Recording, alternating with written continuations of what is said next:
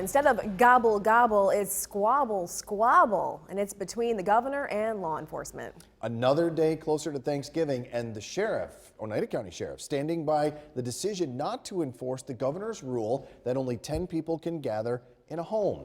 News Channel 2's Kirk Tupai tells us how this battle is playing out.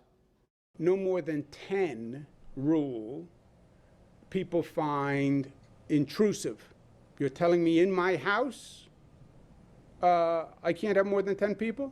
It's none of your business what I do in my home. Now, of course it is. The governor is standing by his executive order to limit the number of people that can assemble, even within the confines of their own home. But sheriff departments are refusing to enforce the rule.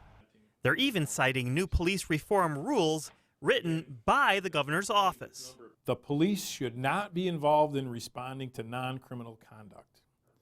Okay, well, having, a certain amount, or, exceeding the number of people at your Thanksgiving table, to me, and I don't think there's anyone that would argue, that's a non-criminal matter. So in this own guideline that we're supposed to be following when we reinvent our police and reform our police, we should only be responding to criminal matters. You have sheriffs upstate who have said, I'm not going to enforce the law.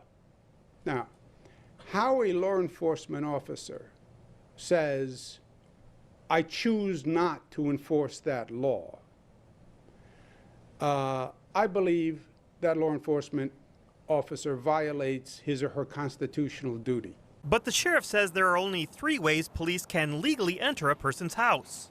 Number 1 is if we're invited. We knock on the door and you let us in.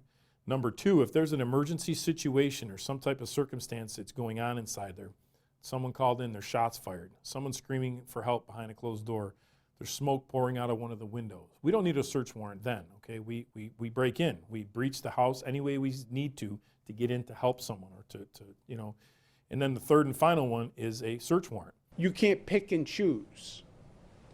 And if that's the way you run your law enforcement agency, I don't consider it a law enforcement agency.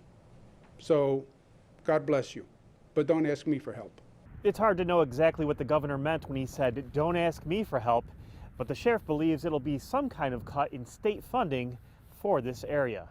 In Oriskany, I'm Kirk Tupai reporting for News Channel 2.